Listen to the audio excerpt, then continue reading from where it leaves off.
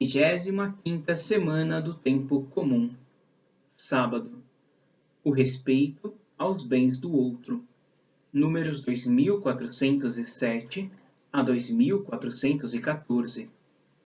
Em nome do Pai, do Filho e do Espírito Santo. Amém. Vinde, Espírito Santo, enchei os corações dos vossos fiéis e acendei neles o fogo do vosso amor. Enviai o vosso Espírito, tudo será criado, e renovareis a face da terra. Oremos. Ó Deus, que instruíste os corações dos vossos fiéis com a luz do Espírito Santo, fazei que apreciemos retamente todas as coisas segundo o mesmo Espírito e gozemos sempre da sua consolação. Por Cristo Senhor nosso. Amém. 2407. Em matéria econômica, o respeito à dignidade humana exige a prática da virtude da temperança para moderar o apego aos bens deste mundo, da virtude da justiça para preservar os direitos do próximo e lhe dar o que lhe é devido, da solidariedade segundo a regra áurea e segundo a liberalidade do Senhor, que se fez pobre, embora fosse rico, para nos enriquecer por sua pobreza. 2408. O sétimo mandamento proíbe o roubo, isto é, a usurpação do bem de outro contra a vontade razoável do proprietário.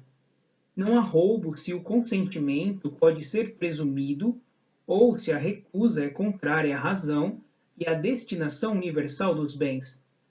É o caso da necessidade urgente e evidente em que o único meio de acudir às pessoas imediatas e essenciais, alimento, abrigo, roupa, é dispor e usar dos bens dos outros. 2409. Toda maneira de tomar e de reter injustamente o bem do outro, mesmo que não contrarie as disposições da lei civil, é contrária ao sétimo mandamento. Assim, também, reter deliberadamente os bens emprestados ou objetos perdidos, cometer fraude no comércio, pagar salários injustos, elevar os preços, especulando sobre a ignorância ou a miséria alheia. São ainda moralmente ilícitos a especulação, pela qual se faz variar artificialmente a avaliação dos bens, visando levar vantagem em detrimento do outro, a corrupção, pela qual se compra o julgamento daqueles que devem tomar decisões de acordo com o direito, a apropriação e o uso privado dos bens sociais de uma empresa, os trabalhos mal feitos, a fraude fiscal, a falsificação de cheques e de faturas, os gastos excessivos, o desperdício. Infligir voluntariamente um prejuízo aos proprietários privados ou públicos é contrário à lei moral e exige reparação. 2410.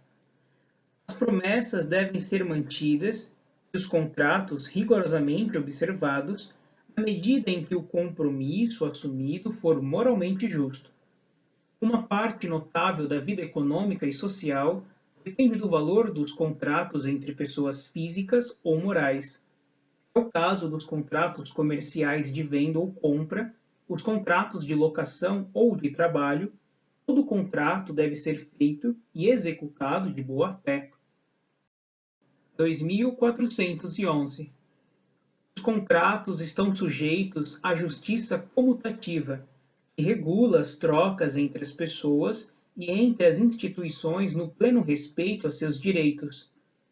A justiça comutativa obriga estritamente, exige e salvaguarda os direitos de propriedade, o pagamento das dívidas e o cumprimento das obrigações livremente contraídas. Sem a justiça comutativa, nenhuma outra forma de justiça é possível. Distingue-se a justiça comutativa da justiça legal, que se refere àquilo que o cidadão deve equitativamente à comunidade, e da justiça distributiva, que regula o que a comunidade deve aos cidadãos proporcionalmente às suas contribuições e às suas necessidades. 2412. Em virtude da justiça comutativa, a reparação da injustiça cometida exige a restituição do bem furtado a seu proprietário. Jesus elogia Zaqueu por causa de seu compromisso. Se prejudiquei alguém, vou devolver 4 vezes mais. Lucas 19:8.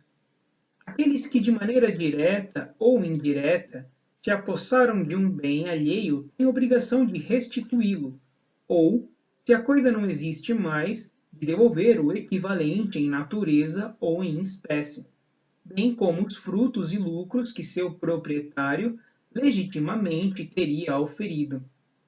São igualmente obrigados a restituir, proporcionalmente à sua responsabilidade e ao benefício auferido, todos os que participaram de alguma maneira do roubo ou tiraram proveito dele com conhecimento de causa, por exemplo, os mandantes, os que ajudaram ou encobriram um roubo.